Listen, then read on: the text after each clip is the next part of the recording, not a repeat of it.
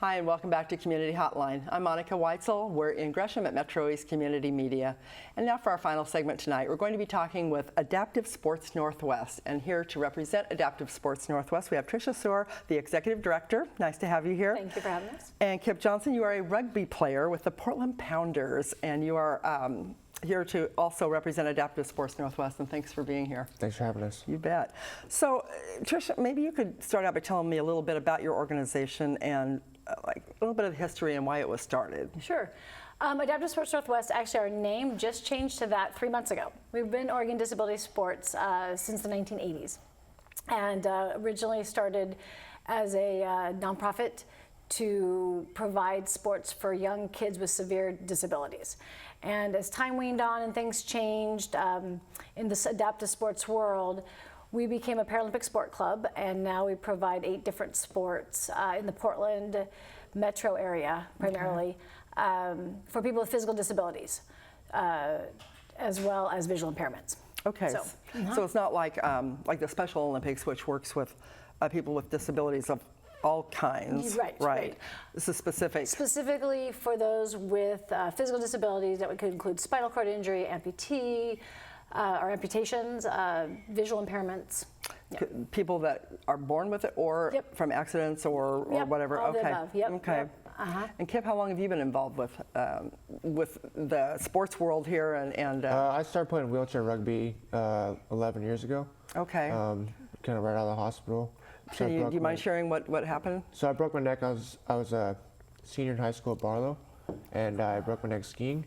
I raced on the ski team, and crashed and hit a tree, and that was that. And that changed everything, didn't it? Yeah. So I've been playing for 11 years now, and been with the Pounders the whole time. You must be pretty darn good by now, huh? Yeah, just have fun. Yeah. Do you play any other sports, or you concentrate on the rugby? No, it's just mostly rugby. Yeah. Just with my limited function, rugby is kind of the sport that is best for me to play. Explain to me how the rugby works for, as opposed to a regular rugby game when you're in a wheelchair. So it's called rugby, but it's just kind of a throw together. It has a lot of different rules from a lot of different sports.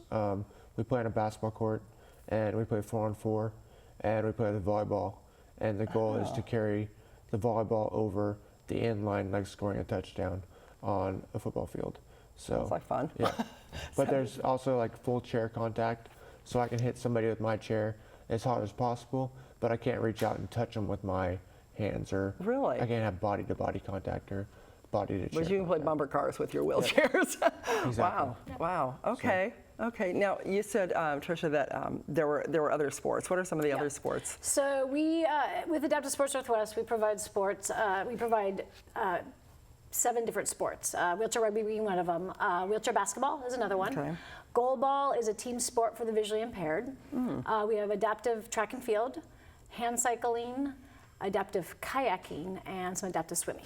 Wow. So those are sports that our organization provides. We also promote, there's a lot of other adaptive sports out there, Paralympic type sports in the community. And so our goal is to get anybody who wants to be involved in an athletic or recreational activity to get them there. And so if somebody were to contact you and they were an athlete with a disability and they wanted to play a sport that you didn't currently offer, would you perhaps be able to put them in contact with somebody, or if it's offered by some other organization, a lot of times the organization, maybe the able-bodied side of that sport, is better suited to provide that sport. Okay. So one example is fencing. There's 3 wheelchair fencing programs between Salem and Portland, and our organization really doesn't have any fencing stuff. I don't know how to do fencing. So why reinvent the wheel that's already there, right? The organizations do it, and so I would put somebody in touch with them and get them set up with that organization. And what exactly do you do? I mean, when you say you provide that sport, what is it that you're doing? So the sports that we do provide that I listed, we help get the space for them to practice the sport. We help find coaches. We fundraise and get people to either form a team if it's a team sport, or help an individual get on their path of whatever their goals are. Okay. Now, is Adaptive Sports Northwest, I mean, it's Northwest, so is that just in the Northwest then? It's not like a national organization? No, we are associated with a couple of different national organizations that have other nonprofits maybe around the country that are also, so we're a Paralympic sport club, and that's under the U.S. Paralympics or umbrella. We are a member of Wheelchair and Ambulatory Sports USA, and we are a member of Disabled Sports USA. So those Okay. are all different, larger nonprofits Right, that we are right. members of. Okay. Now, there's an event coming up locally here, and it's this weekend, is that right? Okay, so tell me about that. Are you involved with this? Are you going to be? Yeah, so we're having our 19th annual wheelchair rugby tournament Wow, at the Reynolds Middle School. Okay. It's Friday, Saturday, Sunday. I don't know the schedule, but Yeah. It's probably on the website. It's on the website. Yep, We'll have it's the on the website website information and on our the Facebook screen. pages. So, Yep. Yep. so have you participated in previous tournaments there? You said it's the 19th one. oh, it's the 19th one of the wheelchair this ru- tournament. Right. So were we've you in done- some of the other ones in Yeah, previous so I've years? done it for the last 11 years. I've done the Poland tournament. Oh wow. Um, Okay. And then we travel around the country to play different So you tournaments. compete, you compete nationally. Yeah, so there's only one team in Oregon, Right. and so we travel to different states to have tournaments, and everybody just has usually it's like an 8-team tournament, so people fly in from around the country to play in those tournaments. What's the Like we're going furthest to- you've traveled? Well, Nationals has been in Kentucky the last few years, and so we traveled into Kentucky, and we're going to Phoenix in like a month, and then Nationals this year is in Houston. Wow. So You get around more than I do, I'll tell you that. When you play in these tournaments, obviously it's probably pretty competitive. Am I right? oh yeah, it's a pretty competitive sport. We were good a few years ago, but They're national champions. yeah, we Really? Oh. we won national championship in 2012, and then and before that we were pretty competitive, but just gonna get all the way there. There's 50 teams in the country, so it's a pretty competitive sport. Yeah. With adaptive sports and the athletes that compete, usually in an area there's one team, and so you have to travel or to another city to play another team or bring teams in. And so that's the only local competition will be this one tournament this year. Okay. Here. And then, like you said, they traveled to Seattle. They in the past traveled to California. I mean, that's how you have to find the other teams. Right. So do you have room on your team for more people to play? But we're always looking for more people. Okay. I think that adaptive sports are huge for newly injured people. It's a great community to get into, and when I first got into it, it was a big supporting role in just recovery. Did it help you both physically and maybe mentally and Oh yeah, emotionally? definitely. I was a pretty good athlete when I got hurt, and just getting back into sports, it was kind of like, oh, okay, now I finally found something I can, get back into and compete at. Because without that, you kind of wonder that when you break your neck when you're 18 years old, you're kind of wondering, okay, what am I going to do? And then, you go to rugby and you're like, okay, here's something I can do. And something I can be good at. Well, and you get around people that have been in a wheelchair for 20 years. You start learning little tricks of how to deal with daily It's life. a peer support group too. Yeah, I would imagine it sports would be. based around sports, but Yeah. because they're all still competitors. Because that's got to really mess with your head having something like that happen, especially at 18 when you're not really quite grown up yet, And I mean, it would at any age, but I imagine that would be a huge help. So when you have new people come in, maybe that are newly injured, do you find yourself kind of mentoring them and helping them out? Oh yeah, everybody kind of helps the new guys out. Yeah. Helps them fix up their equipment, or helps them get in their chair a little better. Give them little tips on what works and what doesn't, Exactly, yeah. places to go that Big are support better group. than others. Yeah. or- And it turns into a big family. So. Oh, that's great. That's great. What about wounded veterans? Do you work with Yeah, I mean, or many veterans? absolutely. I mean, depending on their type of disability, we encourage them to come out and try our different sports.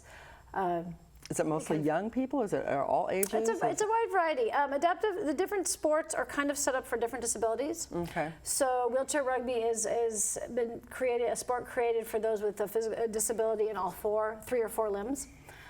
Wheelchair basketball you need pretty good use of your arms. So typically you have disability in your legs only. Okay. So you find, depending on your disability, you can find that a sport that works for you. fits for you. And then there's things that are individual sports that range the disabilities. Okay. So what can we expect at the tournament? It's open to the public. Anybody can go. It's a free event. It's at Reynolds Middle School. It starts at 5 o'clock on Friday. Okay. There's 2 games on Friday. Saturday is all day from 9 a.m. to 6 p.m. every hour and a half, another game. Wow. And then Sunday Sounds morning. exhausting.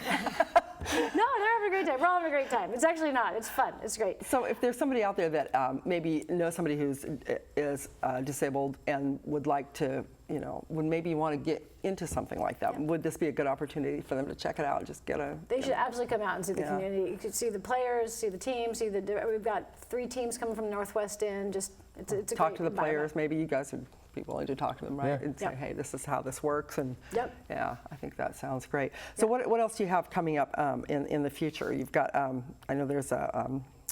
So we've got the wheelchair rugby tournament this weekend. 2 weeks after that, we have the Bridge City Classic wheelchair basketball tournament. It's the only wheelchair basketball tournament in the state of Oregon for the year. And we have teams from the Northwest all coming in for that week. It's also at Reynolds Middle School. So Reynolds Middle School is going to be hosting both of these. Yeah, Right. they've been great. They're It's a fabulous nice to work facility. with. It used to be a high school, wasn't it? Yeah. It used to be a high school, Yep. so it's a pretty good size It is, yeah. facility. Yeah. And then 2 weeks after that, so the weekend of Valentine's Day, the 12th through the 14th of February, we host a large national goalball tournament at Washington School for the Blind. Okay. And goalball is a sport for the visually impaired. It's a team sport, a competitive team sport. Okay. So it's a I pretty don't know cool sport. goalball.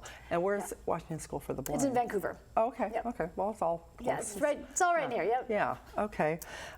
So what else do we need to know about Adaptive Sports Northwest? How do you need? Would you need things? I mean, as an organization, you need donations to keep going. You need, in kind or monetary or. Yeah, as a nonprofit, we are looking for a lot of things. Yeah, as all most of them are. nonprofits Yeah.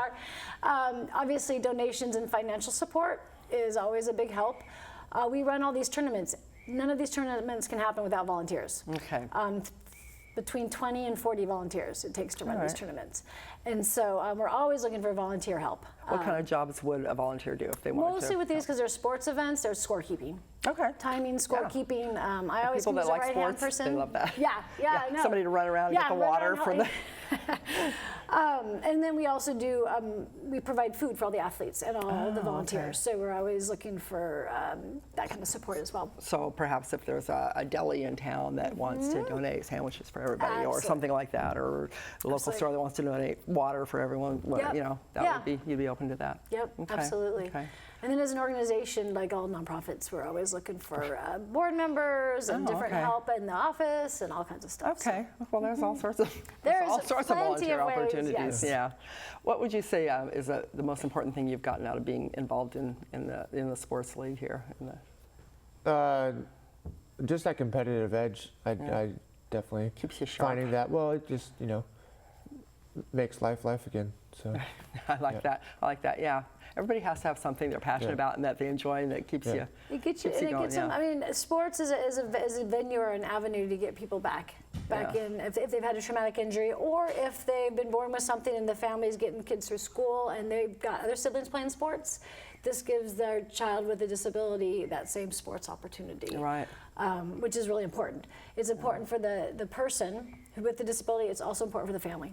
Yeah. I found a lot of family support happen through sports. I can imagine. Yeah. yeah, And so- a lot of the families need that support too, Yep. just because it's expensive.